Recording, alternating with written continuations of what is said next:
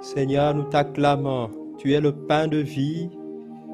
Tu es la nourriture céleste, nourriture divine.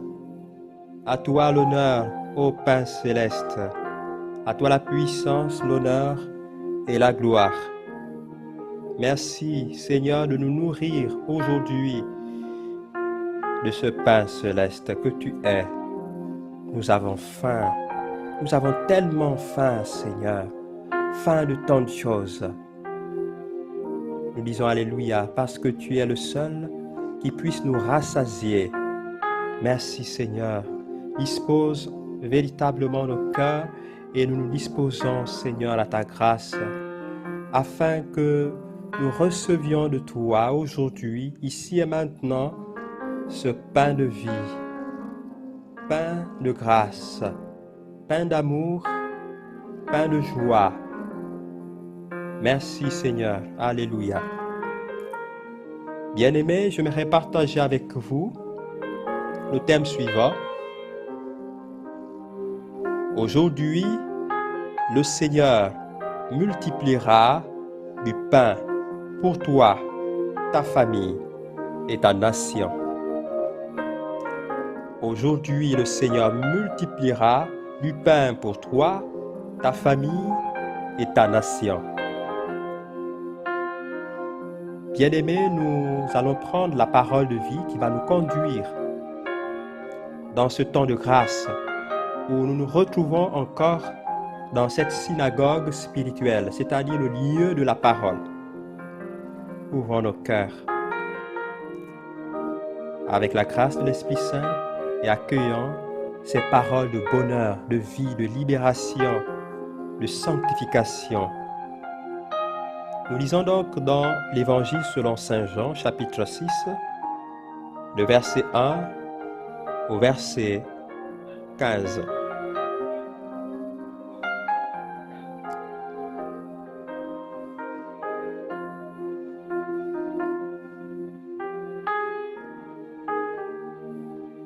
Après cela, Jésus s'en alla de l'autre côté de la mer de Galilée ou de Tibériade. Une grande foule le suivait à la vue des signes qu'il opérait sur les malades. Jésus gravit la montagne et là, il s'assit avec ses disciples. Or, la Pâque, la fête des Juifs, était proche. Levant alors les yeux et voyant qu'une grande foule venait à lui, Jésus dit à Philippe, « D'où nous procurerons-nous des pains pour que mangent ces gens ?» Il disait cela pour le mettre à l'épreuve, car lui-même savait ce qu'il allait faire. Philippe lui répondit, « 200 deniers de pain ne suffisent pas pour que chacun en reçoive un petit morceau. » Un de ses disciples, André, le frère de Simon-Pierre, lui dit, « Il y a ici un enfant qui a 5 pains d'orge et 2 poissons. Mais qu'est-ce que cela pour tant de monde? » Jésus leur dit, « Faites s'étendre les gens. » Il y avait beaucoup d'herbes en ce lieu. Ils s'étendirent donc au nombre d'environ 5000 hommes. Alors Jésus prit les pains et, ayant rendu grâce, il les distribua aux convives, de même aussi pour les poissons, autant qu'ils en voulaient. Quand ils furent repus, il dit à ses disciples, « Rassemblez les morceaux en surplus, afin que rien ne soit perdu. » Ils les rassemblèrent donc et remplirent 12 couffins avec les morceaux des 5 pains d'orge restés en surplus à ceux qui avaient mangé. À la vue du signe qu'il venait de faire, les gens disaient, « C'est vraiment lui le prophète qui doit venir dans le monde. » Alors Jésus, sachant qu'il allait venir s'emparer de lui pour le faire roi, s'enfuit à nouveau dans la montagne, tout seul. Acclamons la parole de Dieu.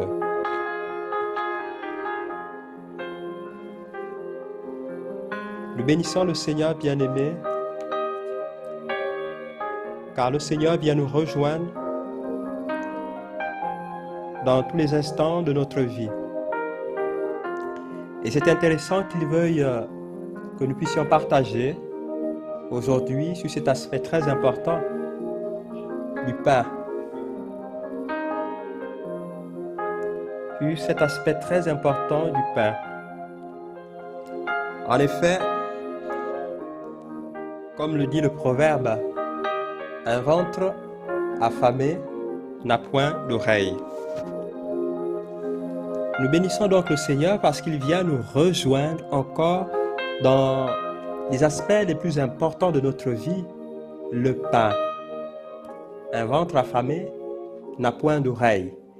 Et bien entendu, même s'il s'agit de prédication, d'une bonne nouvelle, quand vous voudriez annoncer à quelqu'un une bonne nouvelle, et si cette personne a vraiment faim, eh bien, le sens de lui est vraiment bouché. La personne n'est pas concentrée, même pour écouter la bonne nouvelle qui va lui être annoncée. Et quel est le rapport aujourd'hui avec le pain de vie? Pourquoi le Seigneur veut opérer ce miracle du pain de vie dans notre vie? D'abord, j'aimerais m'arrêter sur un aspect important. La parole de ce jour nous dit que Jésus va traverser, il est en train de parcourir la Galilée, il va à l'autre côté de la mer de la Galilée ou du Tibériade. Et donc on peut voir que Jésus parcourt des régions. Et vous savez que la Galilée, dans le contexte biblique, c'est le lieu du paganisme. Là-bas on retrouve les païens. En fait, les païens par rapport aux juifs de l'époque. Donc, c'est-à-dire ceux qui ne prient pas vraiment Dieu, ceux qui ne respectent pas la loi, ceux qui vivent sans la loi. Eh bien, Jésus va parcourir cette région. On disait que la Galilée, eh bien, c'est la Galilée des nations, la Galilée des païens, là où il y a les ténèbres, là où il y a le mal possible, là où il y a la dépravation des mœurs, là où presque personne ne respecte personne.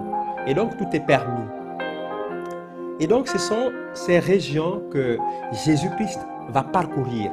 Jésus-Christ traverse, il va de l'autre rive de la mer. Et vous savez que la mer, dans le langage biblique, c'est le symbole du chaos, le symbole des ténèbres. C'est le symbole où règnent les puissances du mal. Mais Jésus va traverser, il va aller sur l'autre rive. Eh bien, on peut comprendre que Jésus traverse. Il traverse des rives, il traverse des régions de ténèbres pour nous rejoindre. Je crois que c'est la meilleure et c'est la bonne nouvelle. Cette marche de Jésus trouve un impact spirituel et mystique. Jésus ne va pas s'arrêter seulement en Judée, là où il y a ses frères juifs. Jésus traverse. Et Jésus traverse encore les régions de la Galilée de notre époque, de notre temps. Il traverse la mer de notre temps, de notre vie. Il traverse la Galilée de notre vie. Il traverse les régions de ténèbres de notre vie. Et il vient nous rejoindre. Comme Jésus, en ces temps-là, traversa l'autre rive pour annoncer la parole, pour annoncer la vie. Jésus traverse encore les espaces de notre vie pour nous rejoindre et nous communiquer quelque chose de merveilleux, de beau, bien-aimé, la vie divine. Et donc Jésus est en train de parcourir ces lieux. Et Jésus a une grande foule qui le suit. La foule. Vous imaginez une multitude. Jésus prêche. Jésus va pêcher des âmes. Et une multitude le suit. Je crois que Jésus continue à opérer à travers son Église, à travers ceux qui ont donné leur vie pour le servir, pour le suivre, à travers un ministère d'évangélisation, un ministère de miséricorde. Et donc la foule le suit. La foule le suit. C'est incroyable. Jésus a traversé l'autre rive eh bien la foule l'a suivi. Parce que ces foules ont vu les miracles que Jésus opérait. Les signes, pour mieux parler du langage de Saint Jean, l'évangéliste, il parle de signes. Et sachez que le signe nous oriente toujours vers quelque chose. Le signe signale. Le signe nous dit qu'il y a quelque chose devant. Donc le signe nous renvoie toujours à quelque chose. Le signe n'est pas la chose même à laquelle elle nous renvoie, mais le signe nous parle. Eh bien, les miracles que Jésus accomplit dans la vie de tous les jours, les manifestations que nous voyons dans l'Église, eh bien, sont des signes qui doivent nous renvoyer à une personne, Jésus-Christ de Nazareth. Et donc, les signes de guérison qu'il opérait sur les malades, et Jésus le fait encore aujourd'hui, il le fait dans les nations, il le fait dans l'Église, parce qu'il est le même hier, aujourd'hui et demain. Il y a beaucoup de foules qui suivent Jésus en raison de ces miracles. Ce n'est pas mauvais, mais que ces miracles, que ces prodiges nous orientent vers Dieu. Parce que les miracles accomplis dans notre vie, les guérisons, les libérations, les restaurations, sont des signes qui doivent nous signaler Jésus-Christ de Nazareth. Et c'est intéressant, Jésus va donc gravir la montagne. Il va monter, il va prendre la montagne avec ses disciples. Jésus gravit la montagne et là, il s'assit avec ses disciples. Vous allez voir qu'il y a deux catégories. Il y a la foule qui suit Jésus et il y a les disciples qui vont gravir la montagne avec Jésus. La montagne, c'est le lieu de l'élévation. Vous allez voir que dans le langage biblique, la parole de Dieu va être donnée à Moïse. Les tables de la loi, dans Exode, vont être données à Moïse sur une montagne, la montagne du Sinaï, ou ça peut être le mont Horeb. Nous allons voir que la plupart des manifestations de Dieu, eh bien, se font sur la montagne. Et là, je pense à quelqu'un qui me disait un jour, frère, j'ai eu quelque chose qui m'est arrivé et elle résonnait avec des paroles suivantes. La montagne du Saint-Esprit. Oui, c'est un symbole qui signifie le lieu de l'élévation, le lieu de la manifestation de la présence de Dieu. Lorsque nous nous élevons, et c'est cela que symbolise la montagne. Demeurer sur la montagne signifie que nous entrons en contact. C'est un contact de plus en plus fort, amoureux, intime avec Dieu. C'est un contact peut-être qui ne se répète pas chaque fois dans notre vie, mais ce sont des moments importants dans la vie du chrétien, dans la vie de celui qui accepte Jésus-Christ comme Seigneur et Sauveur, la montagne. Et oui, la montagne, c'est le lieu de la manifestation de la Trinité, du Père, du Fils et de l'Esprit Saint. Nous pouvons nous rappeler de ce passage de la transfiguration du Seigneur, quand il gravit la montagne avec Pierre, Jacques et Jean, et il va être transfiguré. Il y aura la manifestation de la nuée, c'est-à-dire le symbole de l'Esprit Saint. Il y aura la voix du Père, et il y aura Jésus-Christ lui-même transfiguré. Et donc la Trinité, le Père, le Fils et l'Esprit Saint se révèlent sur la montagne. La montagne, symboliquement parlant, c'est le lieu de l'intimité avec Dieu. Le lieu où Dieu se révèle dans notre vie. Le lieu où Dieu veut te parler. C'est le lieu du silence où Dieu te parle. Dieu se communique. Dieu te communique la destinée qu'il a préparée pour toi. Voilà, je voulais m'arrêter un peu sur l'expression de la montagne. Et Jésus s'assoit avec ses disciples. Bien-aimés, si nous avons envie d'observer les foules, si nous avons envie d'être à l'écoute des problèmes de notre temps, de ceux qui suivent Dieu, et là je m'en vais parler de ceux qui ont des responsabilités dans la conduite des âmes, dans l'église. Vous êtes peut-être berger d'un groupe, ou vous dirigez un groupe de prière, vous avez à votre charge des âmes que vous conduisez. Eh bien, si vous voulez être dans la dimension prophétique de Dieu, pour réaliser la mission que Dieu vous confie, la mission que Dieu nous confie, nous avons besoin de nous asseoir sur la montagne, c'est-à-dire le lieu de l'intimité, parce que en étant sur la montagne, nous avons une vision claire de ce que Dieu veut nous montrer. Mettez-vous sur une montagne, vous avez une vision panoramique de tout ce qui se passe un peu plus bas. Eh bien, c'est cela qui se passe spirituellement. Être sur la montagne signifie être à l'écoute de la parole de Dieu, être à l'écoute des directives de Dieu, être à l'écoute des orientations de Dieu. Quand Dieu nous parle et lorsque nous nous exécutons, eh bien, nous demeurons sur la montagne. Et Jésus est assis sur la montagne avec ses disciples. Et il lève les yeux et il le regarde. Il voit une foule immense. Et voici une partie intéressante. Il va dire à Philippe, d'où nous procurerons-nous des pains pour que mangent ces gens? Bien-aimés, aujourd'hui le Seigneur multipliera du pain pour toi, ta famille et ta nation. Dieu s'inquiète de chaque instant, de chaque situation que nous vivons. Cette foule qui venait à lui venait certainement écouter la parole de Dieu. Mais ce qui est intéressant, Jésus n'a pas posé la question à cette foule en disant « Ben écoutez, chers gens, est-ce que vous avez faim ?» Non, Jésus a deviné. Jésus a observé. Et Jésus a su que cette foule avait faim. Et il n'a pas demandé à la foule, est-ce que vous avez envie que je vous donne du pain à manger? Jésus va prendre à son compte ce besoin. Il connaît ton besoin. Il connaît notre besoin.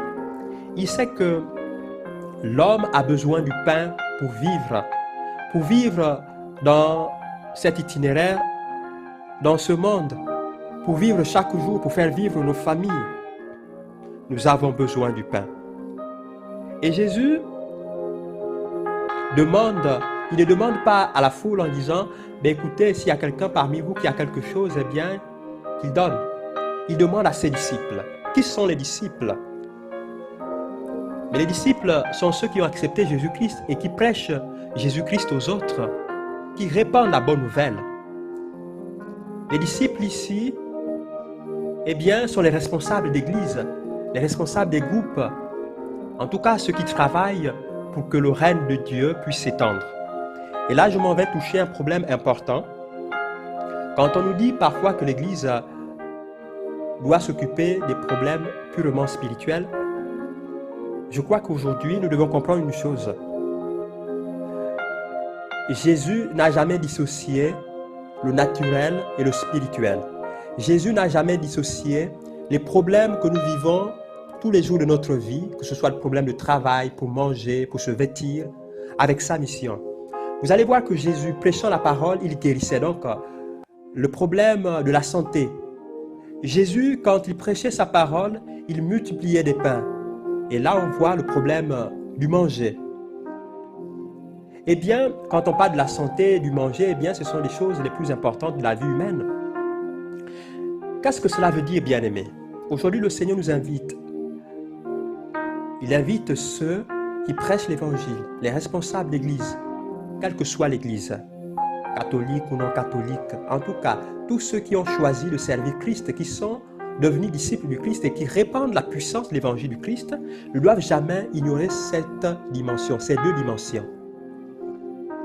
L'Église, dans une certaine mesure, les prédicateurs, les enfants de Dieu, doivent dans une certaine mesure s'organiser pour s'occuper au niveau sanitaire et au niveau du manger, c'est-à-dire du travail, du pain, de ceux qui suivent Jésus-Christ. Et donc, l'Église doit pouvoir s'organiser, doit pouvoir avoir des structures. Et je vais aller plus loin, des structures sanitaires, des structures qui permettent à ce que les enfants de Dieu puissent trouver du travail. Oui, ça peut paraître une simple parole, mais en posant la question à Philippe, il n'a pas posé la question à la foule, c'est-à-dire ceux qui viennent à Jésus, ceux qui écoutent l'Évangile, ceux qui reçoivent la parole de Dieu. Jésus pose la question à Philippe.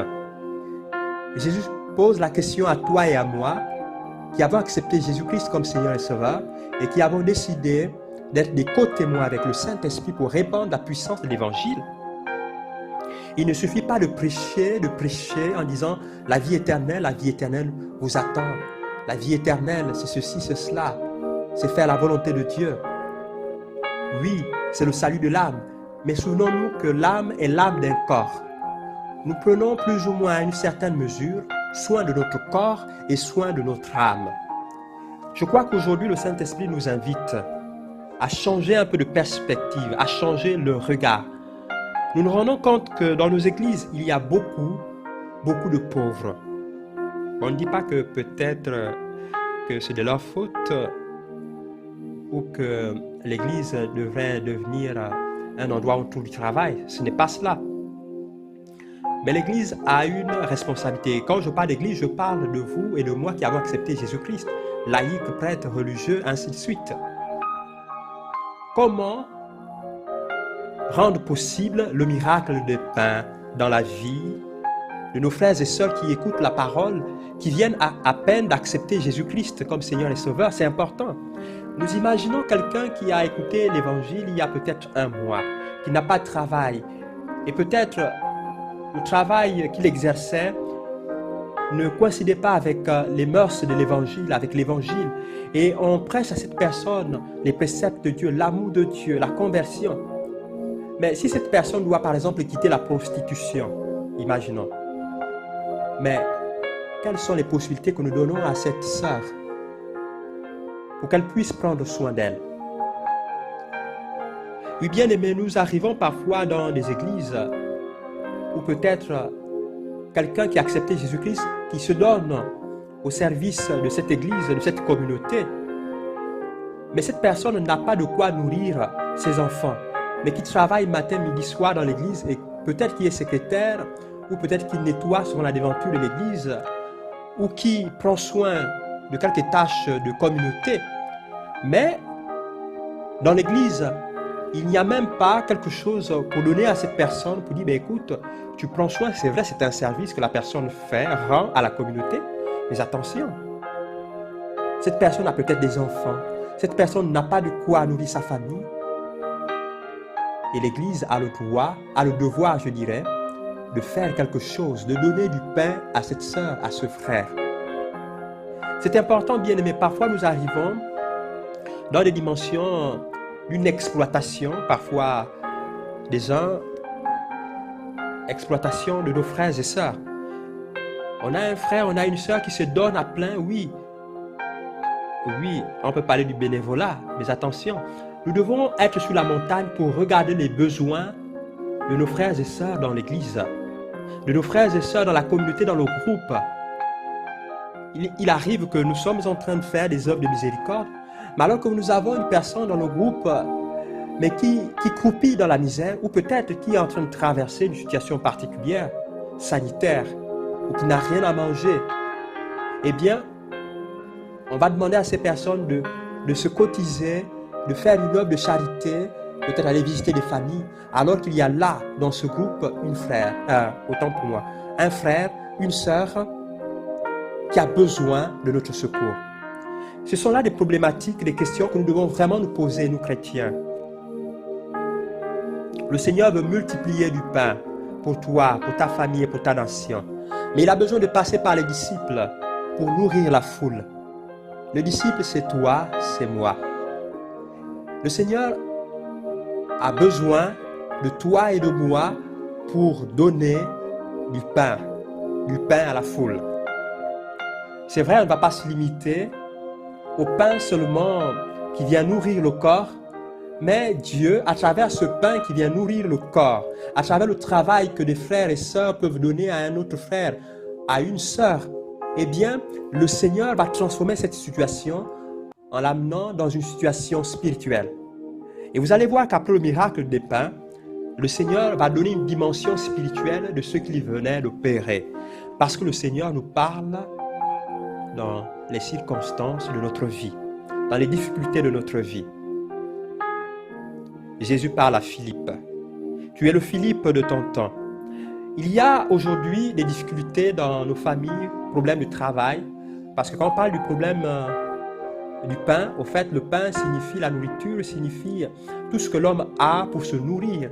Et nous savons que c'est à travers le travail que l'homme, que le chef de famille, que les uns et les autres peuvent trouver de quoi subsister, de quoi vivre, le pain, le travail. Et je pense que le Seigneur nous entraîne dans cette nouvelle dimension. Nous pouvons être, allais-je dire, nous sommes de ces instruments que le Seigneur va utiliser pour opérer le miracle des pains dans la vie des familles, dans la vie de nos nations. Nous connaissons la situation économique, la situation sanitaire, la situation alimentaire dans le monde, mais également dans nos pays africains. Nous la connaissons, cette situation. Dans nos communautés, dans nos villes, nous la connaissons. L'évangile du Christ, l'évangile de Jésus-Christ est un évangile de développement. Quand je parle de développement, c'est dans tous ses sens. Le développement dans l'homme, l'homme dans son rapport avec Dieu, l'homme dans son rapport avec lui-même, l'homme dans son rapport avec l'autre, l'homme dans son rapport avec la société, avec la nature. C'est cela le développement. Quand l'évangile nous parle de développement, le Christ a besoin des disciples qui ont gravi, qui sont sur la montagne et qui doivent être des instruments pour que se réalise le miracle des pains dans la vie de nos familles, dans notre nation, dans nos nations. Arrêtons-nous, bien-aimés, sur la question que Jésus pose à Philippe. Il dit, où trouverons-nous du pain? Oui, bien-aimés, c'est le devoir des responsables d'Église, c'est le devoir des leaders chrétiens, c'est le devoir des disciples du Christ de réfléchir dans le Saint-Esprit. Je m'explique, de réfléchir dans le Saint-Esprit. De réfléchir dans le Saint-Esprit pour trouver des voies et moyens et résoudre les problèmes de la société.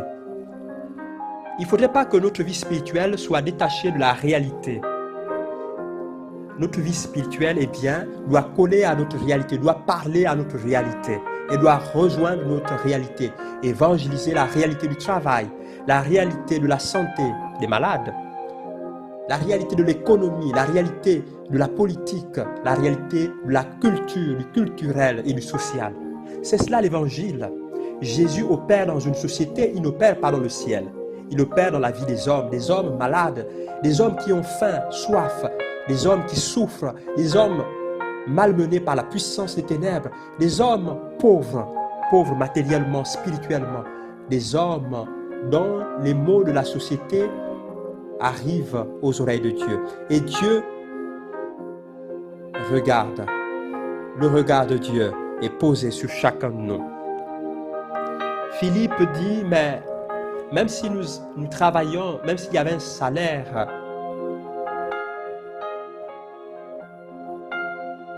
mais qu'est-ce que cela pour nourrir autant d'hommes? Et d'ailleurs, André va avoir la même observation. André qui va trouver un enfant qui a déjà du pain, 5 pains et quelques poissons, lui aussi va terminer par cette même remarque en disant, mais qu'est-ce que cela pour tant de gens? Bien-aimés, parfois nous nous posons la question quand nous travaillons à l'extension du règne de Dieu, nous disons, nous devons faire des grandes œuvres. Nous devons faire des grandes œuvres. Mais Dieu sait faire des grandes œuvres à travers le peu que nous avons. Oui, bien-aimés, si nous commençons à aider une personne, bien que nous ne ferons pas disparaître les pauvres, parce que les pauvres sont notre ciel, le Seigneur lui-même l'a dit, les pauvres, vous les aurez toujours. Mais c'est parce que le pauvre qui est à côté de moi est mon ciel. C'est le ciel donné pour notre passeport du paradis. On ne peut pas savoir, le Seigneur a tellement travaillé à notre salut qu'il trouve toutes les stratégies pour nous faire bénéficier de ses grâces. Et c'est pourquoi nous aurons toujours les pauvres.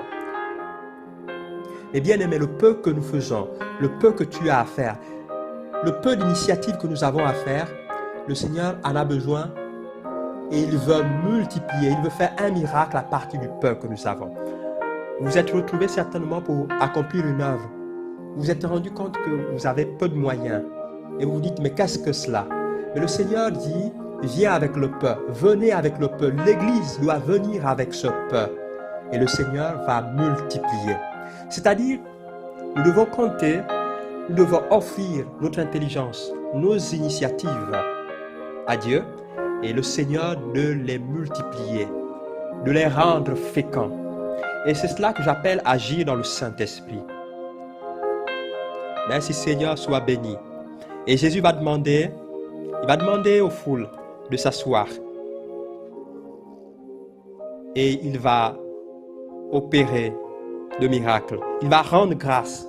Il rend grâce à partir de ce que ses disciples ont pu trouver pour nourrir ces foules qui suivent, pour nourrir ces foules qui le suivent.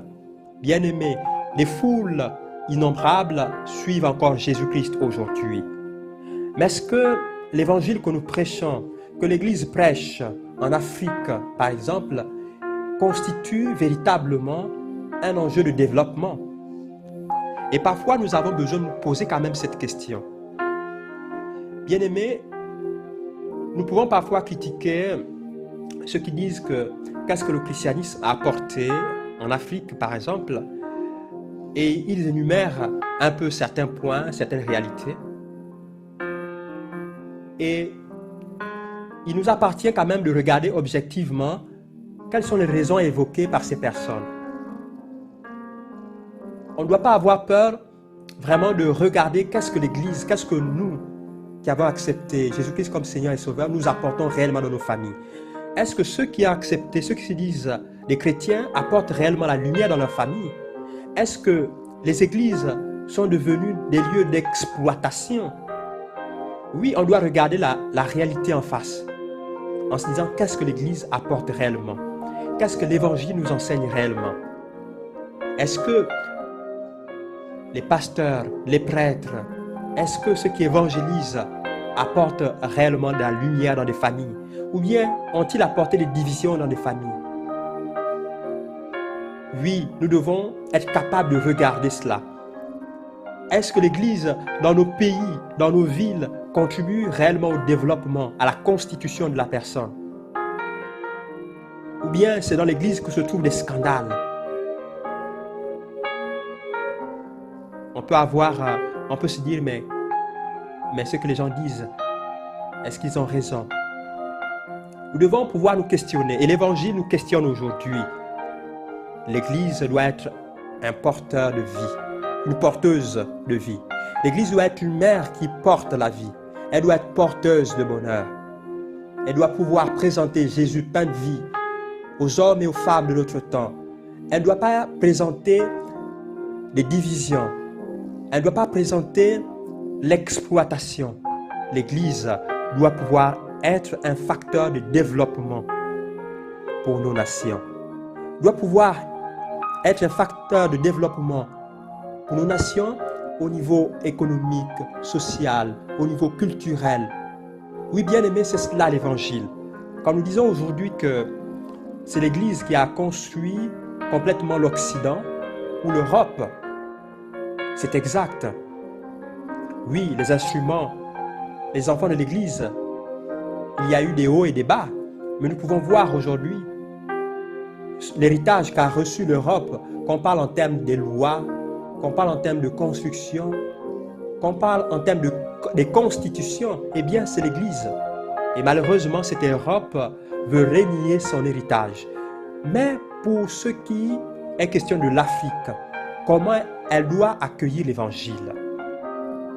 Nous avons une Afrique dans beaucoup de pays où une population qui a un sous-sol riche, une population qui a des compétences, une population qui a une intelligentsia, une population qui a beaucoup d'atouts, et une population dans quelques pays où la majorité, donc 60% on a des chrétiens confondus, catholiques, protestants, ainsi de suite, mais que dans ces pays, on n'arrive pas à voir l'impact de l'Évangile.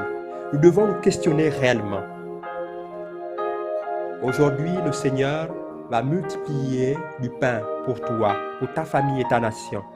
C'est-à-dire, il veut que tu sois instrument, il veut que tu sois le Philippe de ton temps, que tu sois prêtre religieux, religieuse, que tu sois laïque. Il veut que tu sois un facteur de développement pour les âmes, pour la nation, pour les nations. Oui, bien-aimés, le Seigneur est merveilleux. Le Seigneur nous rejoint dans nos difficultés. Le Seigneur nous parle. Il sait que nous avons besoin de travail pour vivre. Il sait que nous avons besoin d'une bonne santé, nous avons besoin de guérison. Mais la bonne nouvelle, c'est que Jésus-Christ est notre pain de vie. Jésus-Christ est notre médecin par excellence.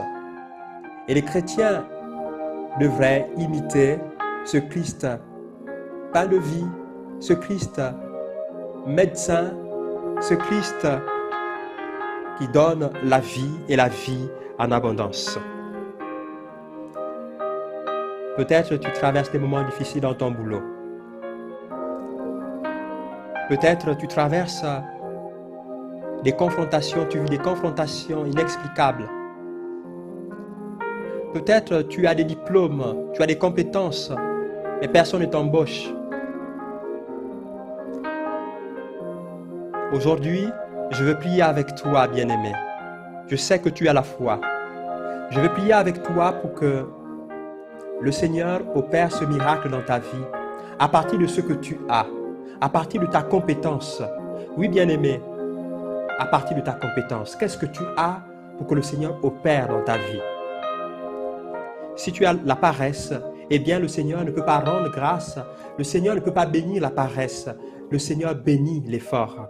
Le peu que tu peux lui donner, le Seigneur bénit. Le Seigneur regarde la misère de ton peuple, la misère de ton pays. Tu te plains pour la situation alimentaire que traverse ton pays. Mais le Seigneur te donne intelligence et le Seigneur te donne la grâce, les dons, pour que tu sois cet instrument par lequel il va désormais remplir et bénir les familles. Peut-être tu es ce canal par lequel d'autres vont trouver du boulot. Peut-être tu es ce canal par lequel le Seigneur veut amener ce que je vais appeler un vent d'association d'entrepreneurs chrétiens. Peut-être, que sais-je, le Seigneur a mis un projet. Et je pense qu'aujourd'hui, le Seigneur mettra, il va t'éclairer dans le projet, sur le projet qu'il a eu à mettre dans ton cœur. L'Église doit réfléchir. L'Église, les enfants de Dieu, les enfants de la lumière doivent réfléchir, ne jamais détacher la raison et la foi. Agir la vie de Christ, vivre la vie de Christ dans le temps, dans le présent. Vivre la vie de Christ à travers les réalités sociales que nous traversons. Oui, c'est cela, bien-aimé. Le miracle des pains que le Seigneur veut opérer. Le miracle de pain que le Seigneur veut réaliser pour ta nation. Seigneur, nous te bénissons et nous te rendons grâce. Nous te supplions de venir vraiment inspirer les enfants de l'Église, d'inspirer les prêtres, les évêques, d'inspirer les pasteurs, afin qu'ils s'unissent et réfléchissent dans le Saint-Esprit sur les œuvres à accomplir pour ces foules qui te suivent, ô Dieu. Nous t'en supplions, inspire l'Église en Afrique, inspire l'Église dans le monde. Seigneur, nous voulons que toute forme d'exploitation dans l'Église soit anéantie dans ton nom Jésus. Nous voulons, Seigneur, prendre conscience pour nous prêtres, pour nous pasteurs, pour nous qui avons la responsabilité des âmes, ô Dieu. Nous voulons, Seigneur, que tu viennes renouveler notre Afrique, afin que cet évangile soit réellement inculturé, ô Dieu. Merci pour ce miracle de pain que tu opères. À toi l'honneur, la gloire et la puissance. Merci pour ces personnes auxquelles tu ouvres les portes du travail. Merci pour ces inspirations que tu mets dans le cœur de ces personnes. Merci pour ces entrepreneurs chrétiens, pour ces associations d'entreprises chrétiennes qui se forment, ô Dieu. À toi l'honneur, la gloire et la puissance. Merci, Seigneur. Seigneur, nous te bénissons, nous te rendons grâce. Nous te disons merci pour ta présence ce soir. Merci pour ta parole proclamée dans laquelle tu nous rappelles que tu viens multiplier le pain dans nos vies, dans nos familles et dans nos nations. Merci Père pour ta parole. Merci parce que tu es un Dieu d'amour, un Dieu de miséricorde, un Dieu compatissant. Seigneur, à travers ta parole, tu nous montres que tu t'intéresses à toutes les situations de nos vies. Tu ne t'intéresses pas seulement, Seigneur, à nourrir notre âme, mais tu t'intéresses également à notre corps. Seigneur, nous te disons merci. Sois béni, sois loué, Père éternel.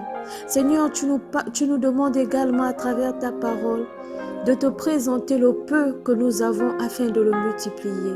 C'est pourquoi, Père très saint, nous te montrons, Seigneur, tout ce que nous détenons dans tous les domaines de nos vies, afin que tu puisses le multiplier et que nous puissions également le partager autour de nous, Seigneur. Aide-nous, Père éternel, à ne pas toujours regarder à nous, mais à regarder autour de nous, aux besoins des autres, Seigneur Dieu Tout-Puissant. Garde-nous toujours sur la montagne, Seigneur, afin que nous puissions regarder, Seigneur, ce dont les autres en ont besoin. Seigneur, ta parole est bonne, ta parole nourrit l'esprit, mais Seigneur, le monde a également besoin de ce qui est visible, de ce qui remplit, Seigneur, le corps. Seigneur, viens nous remplir de ce cœur compatissant. Viens, Seigneur, nous donner ce cœur d'amour, car sans ce caractère qui vient de toi, nous ne pouvons réussir cette mission, Père éternel. Seigneur, sois béni, sois loué, sois glorifié, sois magnifié dans le nom de Jésus-Christ de Nazareth. Amen, amen, amen.